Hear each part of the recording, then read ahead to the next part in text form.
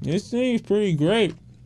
Not gonna lie. Still, we're not gonna ignore the fact that it made me want to lay in bed all day, eating ice cream and watching Love Jones. But we're finally here with the new FKA Twigs record, Magdalene. And originally I wasn't gonna make a review about it because, I don't know, I didn't feel like I had my thoughts jumbled together enough to talk about it or what it did for me. But I figure I can't give this a 9 out of 10 without telling people a little bit of why I like it so much. In a lot of ways, this album acts as Twig's gravesite, like an emotional tombstone for each memory or recollection. And it begins with her trying to distance herself from those memories on the intro track, Thousand Eyes, a kind of openly narcissistic take on love itself. This is also openly narcissistic again on Mirrored Heart. And I know narcissistic seems like a bit of a harsh word to use when describing someone like FKA Twigs, but the way she deals with love on a couple of tracks on this project, specifically the intro and Mirrored Heart, seems so inward and introverted that there's really no other perspectives for her to take advice from or look from as she wonders the things leading up into the failure of this relationship, the value of herself as a woman. The term narcissistic in this sense to me isn't really meant to be used in a negative light.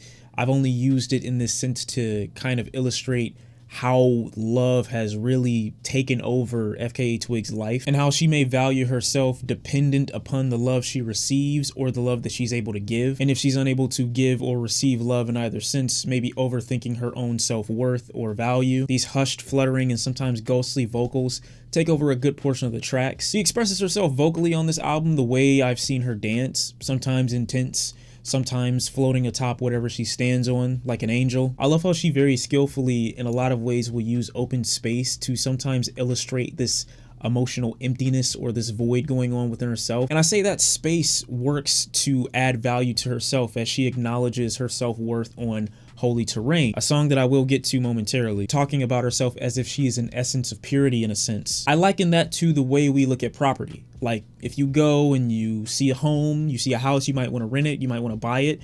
Generally, the square footage of a place will determine whether or not it's priced higher or lower. Generally, more space means higher value. But very rarely, if at all, are those empty spaces used on this album to illustrate her self-worth or the high value that she has. In many ways, they're used in a very depressing sense as examples of her emotional emptiness. She's used this space to illustrate how vast and broad and valuable she is, but at the same time disregards that value in order to expose the massive void, being tortured and haunted by what are supposed to be good experiences that you had with the person. The track Sad Day is reminiscent of a funeral, like some desperate plea to remain connected to someone for a better future or to avoid the torment of the past, almost asking them to save you from this pain no matter the cost, no matter how you're treated in the end. Speaking of future, Holy Terrain, all right? The track is standard stuff, all right? And I know a lot of people hate this song. I'll be honest with you, I didn't love it too much when I first heard it, but this many people hating it made me listen to it again. And it unintentionally made me love the song. Not love, but kind of find it pretty likable. Now, earlier in the video, I did say she kind of likened herself to this purity. It's lovely how she got the king of toxicity, Future, to get on a track with her and talk about how he's sorry for tainting her divine essence or her pure nature, almost as if he's a poor gardener and he didn't water the plants the right way. He didn't nurture them with the proper soil. He didn't give them the proper food, didn't give them the attention or shine they deserved or needed in order to grow. Instead, he fills her with poison. Instead, he asks for advice on how to become a better man. And it's easily top 100 most unlikely music duos in history. Someone as avant-garde as Twigs getting someone somewhat pretty generic at a lot of points in his career like Future entering her world is like letting someone enter your soil, letting some inexperienced gardener water your seed. And the garden oftentimes shows the gardener how to take care of it by the way the flowers and the plants grow. So in context of the record and when it comes to being emotionally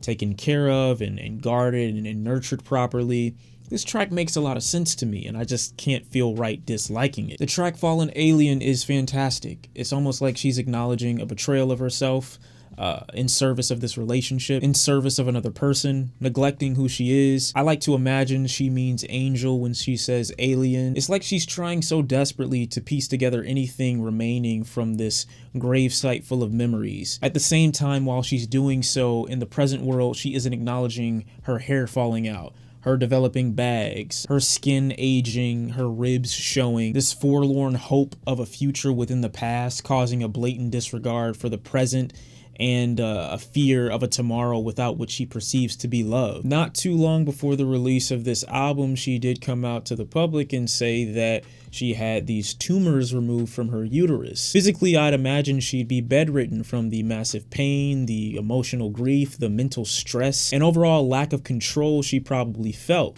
Tying that into the theme of this record and the lack of control she probably feels emotionally due to this heartbreak, I'd imagine she'd be depressed. I'd imagine she'd be in bed all day.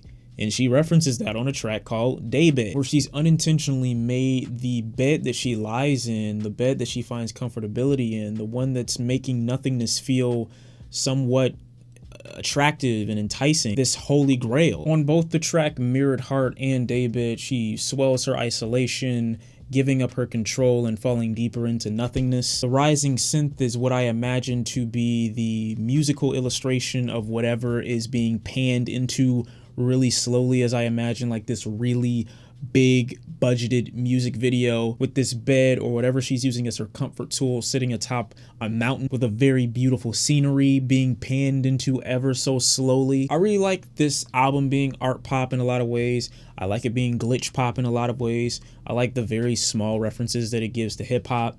But one of the things that I can appreciate most about a project like this is just how stripped back and more simplified it is than her previous work. Sometimes a lot isn't needed to illustrate how you've been feeling. I love how Magdalene was a much more important part of the biblical spectrum than they give credit for. In a lot of ways, she's been misrepresented and miswritten to illustrate her as some sort of prostitute, when really she was a follower of Christ. And in a lot of ways, FKA Twigs uses that as like the centerpiece for the record, a character who's been lost, forgotten, and almost rewritten in a way. And the portrayal of that character is so appropriate as Twigs seems so stuck in the past. And I really do love Cellophane as like a wrap-up, no pun intended, to everything that we've heard so far. And at first I had a problem with the sequencing, like maybe it wasn't appropriate for it to end this way. Her performance is so desperate, insecure, unsure, vulnerable, and ironically raw and unprotected. And it really does encapsulate everything about the record and everything that she's been going through